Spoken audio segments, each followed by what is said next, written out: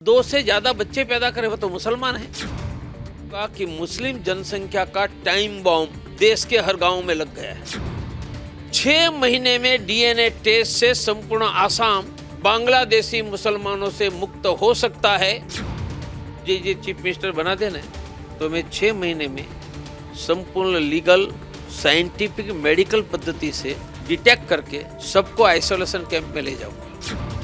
कि बांग्लादेश से 1 करोड़ आ गए, फिर हमारी संख्या कम ही हो जाएगी ना। नमस्कार, मैं अचिंत पटंगिया, आपलोके चाइ आछे एनबी निউজ। आमार सहित आज एगराकी विशेष अतिथि आछे डॉक्टर प्रवीण भाई तगरिया। হয়তো आपलोके सकलोए चिनि पाइছে तेखेतक। आमी तेखेतर सहित किछु कथा पातिम। पहले आपको आसाम पे स्वागत करता हूं और एनबी न्यूज़ भी आपको पहले स्वागत करता हूं। नमस्कार नमस्कार। अच्छा, आप असम के बहुत ज़िले में आप गया है, वहाँ पे जाके बहुत सारा मीटिंग किया है। आज गुवाहाटी में मीटिंग किया आपने। वहाँ पे एक अहम मुद्दा आपने उठाया था कि डीएनए एक अहम मुद्दा था। ये डीएनए एक्चुअली आपका जो नया सूत्र है, ये सूत्र क्या होगा? मेरा स्पष्ट मानना है कि देश की जनसंख्या दुनिया में सबसे बड़ी बन गई, चाइना से ज़्यादा 142 करोड़। तो जनसंख्या बढ़ी किसके कारण? तो मैं कहूँगा सिर्फ मुसलमानों के कारण बढ़ी है। ये ऐसा क्यों कह रहा हूँ? मैं डॉक्टर हूँ, जनसंख्या सब मेरा एकेडमिक विषय है। देश में जनसंख्या वृद्धि दर 2 है, पति पत्नी 2 बच्चे, किसका? हिंदू मुस्लिम सिख ईसाई सबका। पर इसमें मुस्लिमों का जनसंख्या वृद्धि दर 2.4 है, 2 के 2.5, और हिंदू का 1.8, 2 के 2.25। तो मुझे बताओ, हिंदू की संख्या घट रही है तो बढ़ने में उनका योगदान होगा? नहीं होगा। तो बढ़ी किसके कारण? जो 2 से ज़्यादा बच्चे पैदा करे वो तो मुसलमान है। तो देश में जनसंख्या बढ़ी है वो मुसलमानों के कारण है। मैं कहूँगा कि मुस्लिम जनसंख्या का टाइम बॉम्ब देश के हर गांव में लग गया है। जैसे बम फूटता है तो कोई लोग मारे जाते हैं, इजाग्रस्त हो जाते हैं। अब ये मुस्लिम जनसंख्या का टाइम बम हर गांव में फूटेगा।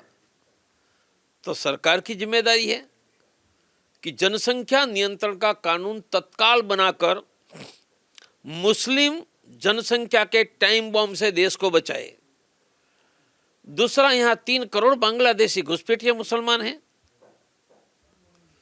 देश का सिटीजन एक्ट कहता है कि कोई भी दूसरे देश का इल्लीगल नागरिक को बोल रहा है, इल्लीगल नागरिक आता है तो उसको देश से बाहर निकालो। तो यह देश में 3 करोड़ बांग्लादेशी मुस्लिम घुसपैठिए हैं, तो निकालने की जिम्मेदारी सरकार की है। 51 से 71 की बात करते हैं। 71, मैं कहूँगा कि 51 से 71 के बीच बांग्लादेश से जो मुसलमान भारत में आए, भारत के संविधान के किस लॉ के अंतर्गत उनको भारत में रखेंगे? रख ही नहीं सकते हैं।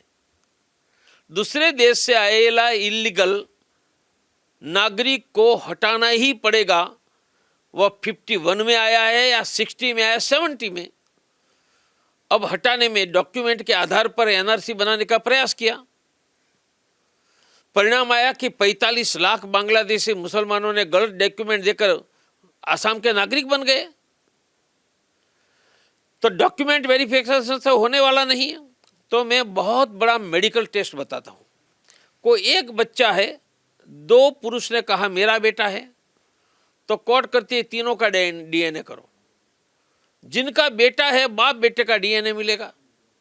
तो मेरा कहना है 1951 में चुनाव हुआ था, उसकी मतदाता सूची है। उस समय जो मुस्लिम मतदाता थे, उनके बेटा पोता होंगे, उनकी सूची पब्लिश की जाए और आसाम और देश के मुसलमानों को बताया जाए कि उनमें से आपके कजिन ब्रदर कौन हैं, फॉर्म भर के बताओ। तो आप दोनों का डीएनए टेस्ट करेंगे। रियली आपका कजिन ब्रदर होगा तो डीएनए मिलेगा, नहीं होगा तो नहीं मिलेगा। जैसे ये फॉर्म भरवाने की बात करोगे और उसमें प्रावधान डालोगे कि यदि गलत बताया तो आपको 10 साल का कारावास करेंगे, 95% बांग्लादेशी मुसलमान फॉर्म ही नहीं भरेंगे, 2 महीने के समय देंगे, तब तक फॉर्म नहीं भरते उनको आइसोलेशन कैंप में ले जाओ। जो 2-5 लाख लोग फॉर्म भरते उनका डीएनए टेस्ट करो, जिनका मैच होता है उसका भारत की नागरिकता दे दो। 6 महीने में डीएनए टेस्ट से संपूर्ण आसाम बांग्लादेशी मुसलमानों से मुक्त हो सकता है।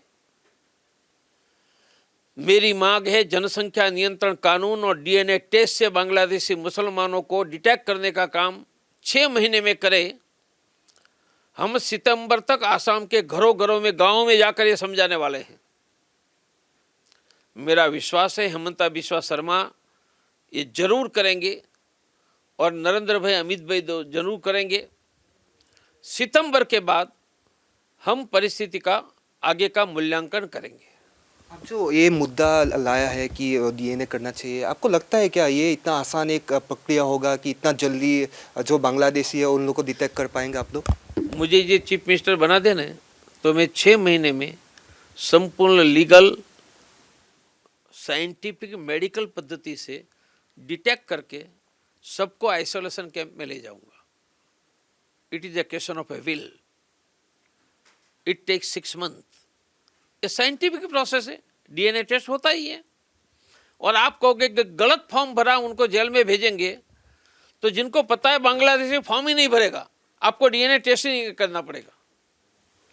अच्छा, ये जो आपने मुद्दा बोला कि डीएनए करना चाहिए या बांग्लादेशी, असम पे बोला जाता है कि बांग्लादेशी का ये इन्फ्लेशन है यहाँ पे, तो ये मुद्दा कहाँ से शुरू हुआ था लगता है आपको कि बांग्लादेशी अभी हर एक घर पे है? आपने खुद ही बोला है एक बार कि एक फादर का अगर वो बेटा है तो कजिन होना चाहिए। ऐसा हो रहा है क्या असम पे कि एक फादर के साथ कोई दूसरा बांग्लादेश से कोई आएगा तो वहाँ पे उन लोग का नाम जोड़ के एक फैमिली बना के, लिस्ट बना के उन लोग को रखा जा रहा है? डीएनए टेस्ट करेंगे तो गलत किसी ने बताया कि ये मेरा कजिन ब्रदर है, आया बांग्लादेश से, दोनों का टेस्ट करेंगे तो टेस्ट में मैच नहीं होगा। ये तो मोस्ट साइंटिफिक टेस्ट है, तो डीएनए टेस्ट से सब पकड़ा जाएगा। आपको और एक मुद्दा में बात करने वाला हूँ कि अभी जो बोल रहे हैं कि यहाँ पे मुस्लिम का जो पॉपुलेशन ज़्यादा हो रहा है, तो आपको लगता है क्या असम मतलब जो हिंदू है, हिंदू उस उन लोग के साथ कम्पीट नहीं कर पाए या हिंदू क्यों कमती हो, हिंदू का पॉपुलेशन क्यों कमती हो रहा है? क्योंकि बांग्लादेश से 1 करोड़ आ गए, फिर हमारी संख्या कम ही हो जाएगी ना। क्यों आने दिया बांग्लादेश से? क्यों बच्चे पैदा करने दिए उनको? भगाओ। तो बच्चा पैदा करना हो तो उन लोगों का कॉन्स्टिट्यूशनल राइट है। बांग्लादेश से आकर बच्चा पैदा करने का भी उसका राइट है क्या? और कॉन्स्टिट्यूशन ने राइट दिया तो राइट ले लेगा कि 2 से ज़्यादा बच्चा पैदा करेंगे, कानून बनने के बाद उनको सरकारी अन्न नहीं, सरकारी हॉस्पिटल, स्कूलों में सेवा नहीं, बैंकों से लोन नहीं, नौकरी नहीं, उसको वोट नहीं डालने दिया जाएगा। बोलो कंट्रोल में आ जाएंगे या नहीं? हम कानून से ही कंट्रोल में करेंगे। तो हिंदू को क्या करना चाहिए अभी फिलहाल? हिंदुओं को मैंने कहा वो मांग बुलंद करनी चाहिए कि जनसंख्या नियंत्रण का कानून करके मुस्लिम जनसंख्या नियंत्रण करो और डीएनए टेस्ट से 6 महीने में बांग्लादेशियों को डिटेक्ट करके आइसोलेशन कैंप में भेजो, ताकि अगले चुनाव में आसाम की सभी सीटों पर हिंदू जीत कर आ जाएगा। धन्यवाद, आपको धन्यवाद देता हूँ इतना कीमती समय हम लोग को एनबी न्यूज़ में देने के लिए। आसलते एया आছিলে डॉक्टर प्रवीण भाई टुकारिया, बहुकेटा गुरुत्वपूर्ण मन्तव्य तेखेते आमार एनबी न्यूज़र सन्मुखत जानिবলৈ दिले।